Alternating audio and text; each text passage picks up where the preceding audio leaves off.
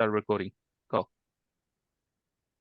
Hi, this is team one research for week 14. We researched the flyweight design patterns.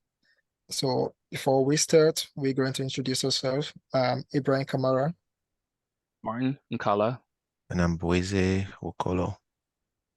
And so next we'll have Martin to help us understand what is a flyweight design pattern.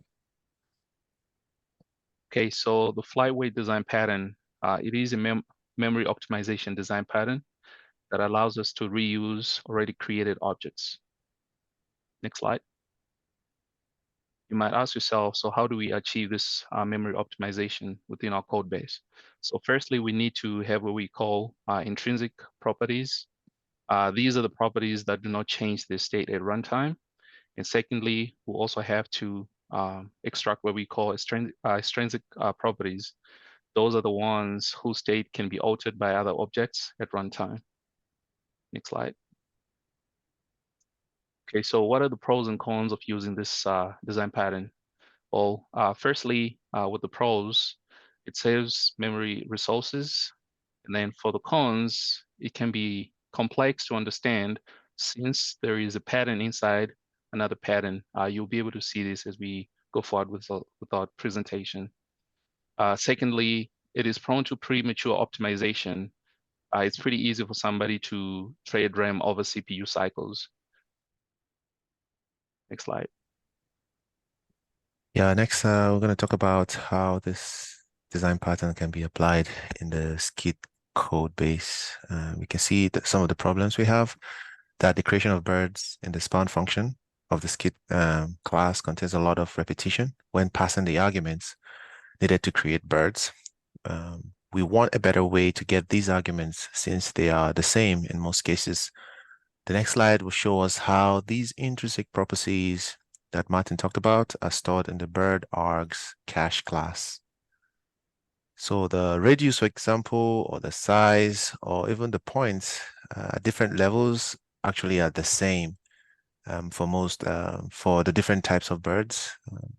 Now, if we talk about the use of this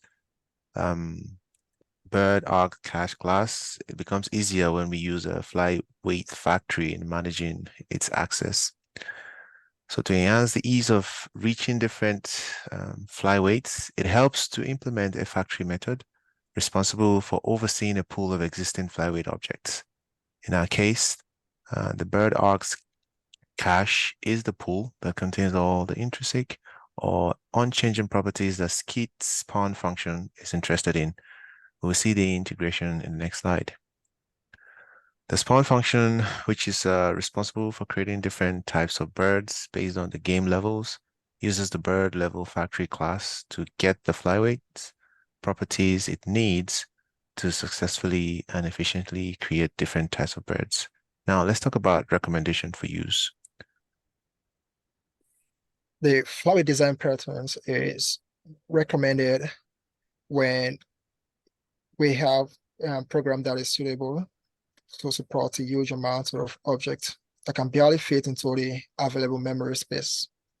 And it is also recommended to use the flyweight patterns in applications that need to spawn several objects that are similar.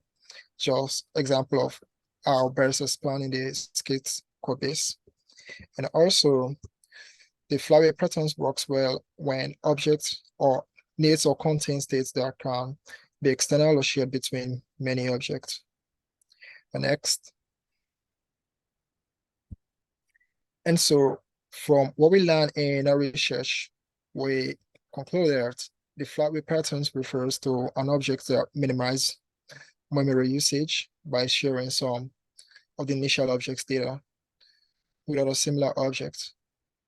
And also the pattern should only be used when programs support huge number of similar objects, which can barely fit into the available memory space. And also the flyweight pattern splits state of initial object into intrinsic and extrinsic, both intrinsic immutable state and extrinsic mutable state. And so these are research for the flyweight design patterns. For more references we recommend these other sources that we cite where we get much more of our research data. Thank you.